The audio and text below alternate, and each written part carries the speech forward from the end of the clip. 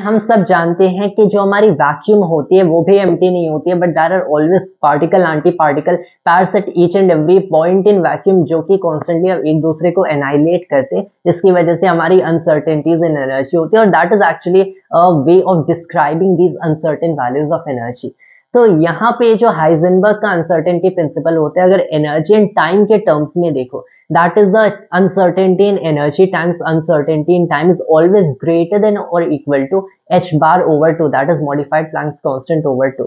तो यहाँ पे इस इक्वेशन के अकॉर्डिंग ये पूरी क्वांटम फ्लक्चुएशन होती है। This is not in terms of position and momentum but in terms of energy and time. Well ऐसा होता क्यों है? क्योंकि कोई भी पॉइंट इन स्पेस देखो, let's say you have a box जिसके अंदर हमारे पास वैक्यूम है, so we are considerating in a fixed region of space only, in a final region of space, लेकिन that is vacuum.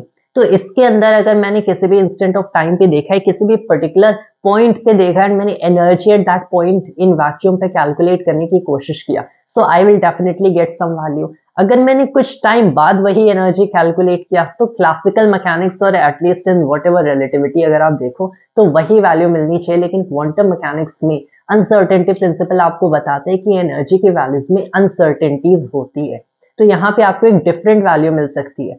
Now how is it possible कि एक different value मिलेगी? और at least you can say it, you can call it in this way, यहाँ पे in this particular region of space uncertainties होती है। So this is explained by this concept of quantum fluctuations कि यहाँ पे constantly quantum fluctuations होते हैं। Now अगर ये क्वांटम फ्लक्चुएशंस होते हैं, why can't we exactly look at these fluctuations और be able to feel these quantum fluctuations all around us? And ऐसा इसलिए होता है क्योंकि again looking at the uncertainty principle, ये डेल्टा टी आपका ऑलवेज ग्रेटर देन और इक्वल टू होता है एच बार ओवर 2 डेल्टा ई।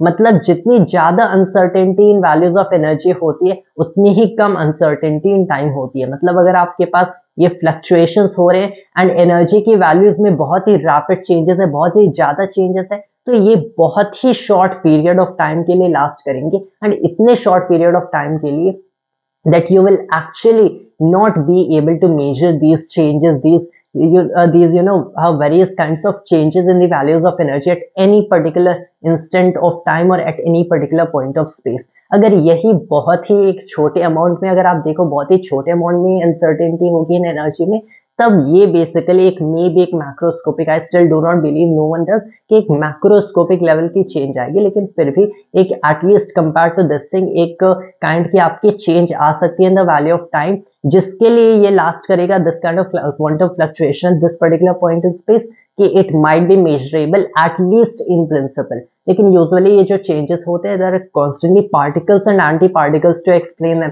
एनाइलेटिंग ईच अदर, जिसकी एनर्जी ऑब्वियसली काफी लार्ज होती है, तो जिसकी वजह से ये इतने शॉर्ट पीरियड ऑफ टाइम के लिए लास्ट करेंगे that you don't actually get to see these changes in the values of energy, but they are predicted in principle and they are indeed actually real। and इसी principle पे based आप ये भी कह सकते हो कि हमारी हॉकिंग रेडिएशन का कंसेप्ट आता है। That was all for today's video of mine and thanks to all of us।